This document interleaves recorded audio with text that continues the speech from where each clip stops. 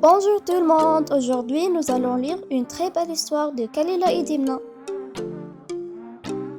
Avant de commencer, je vais expliquer quelques mots.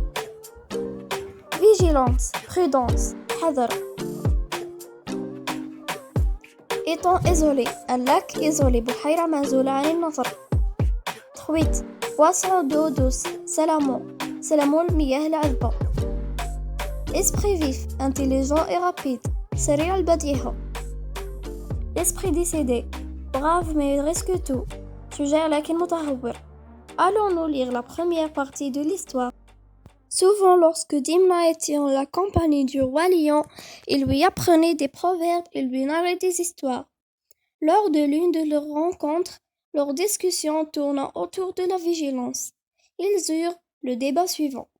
D'après ce que disent les savants majestés, le vigilant est celui qui prévoit les événements, celui qui n'anticipe pas et qui ne voit pas plus loin que le bout de son nez. Il ne peut lui arriver que ce qui arriva au poisson inattentif. Et comment cela s'est-il passé? Demande le roi. Autrefois vivaient 3 poissons dans un étang situé en un endroit isolé.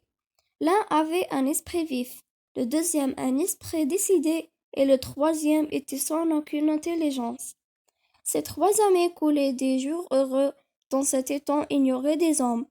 En effet, dans une forêt touffue que ne fréquentaient pas les visiteurs, miroitait au soleil ce petit plein d'eau. C'était un coin tout à fait charmant. Malheureusement, non loin de cette étendue d'eau, coulait une rivière poissonneuse qui attirait beaucoup de pêcheurs. Ces derniers la visitaient chaque jour. Comme ils trouvaient dans ce cours d'eau assez de poissons pour le vendre et ainsi gagner leur vie.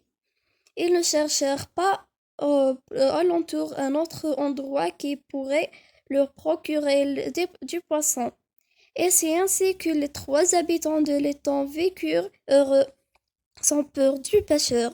Cependant, tout a une fin. Un jour, 2 hommes, en quittant la rivière, se perdirent en chemin et passèrent tout à fait par hasard près de l'étang.